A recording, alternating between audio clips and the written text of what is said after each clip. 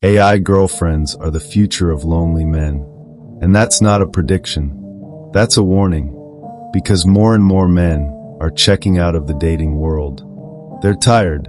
Tired of the games. Tired of being judged. Tired of performing. And in a world where connection feels rigged, fake love is starting to look better than no love at all. A few years ago, dating apps were taboo. People were embarrassed to admit they met online. Now it's normal. Now it's expected. So what happens when AI girlfriends and sex robots become just as common? It sounds crazy until you look at what dating has become. Social media has completely corrupted the dating pool. It's turned attention into a drug, validation into currency. And now, most women aren't even comparing themselves to people around them. They're comparing their lives to influencers, models, and rich wives living dream lifestyles online. So what do they want? The top 5%. Sometimes the top 1%. The men with money, looks, status, access. The ones who can recreate the fantasy they see on Instagram. And what that does is disqualify the other 80 to 90% of men.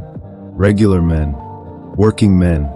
Guys who might have been great partners in a different era, but who now get swiped past like they don't even exist. So where do those men go?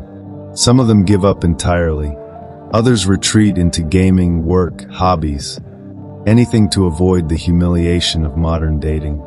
But more and more are turning to something else entirely. Artificial companionship. Some guys are already using AI just to feel heard. They're talking to ChatGPT like a therapist, sharing problems, venting stress, asking for emotional support. And now, some are trying to train AI to speak to them like a woman would, to flirt, to comfort, to make them feel wanted, even if it's just an illusion. And the tech is moving fast. It won't be long before there are programs designed specifically for that. AI girlfriends that learn your preferences, speak your love language, and never reject you. The next step is obvious. Once you've got the voice, the personality, the programmed affection, all that's left is a physical form.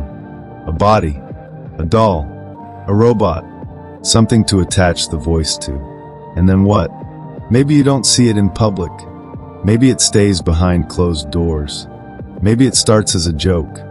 But just like dating apps went from taboo to normal, so will this. Because when real relationships feel impossible, synthetic ones start to feel good enough. And if you think this is far off, look at OnlyFans. Why do you think that industry exploded into billions of dollars? It's not because men are desperate for adult content. That's already free online. The truth is, they're not just looking for pleasure.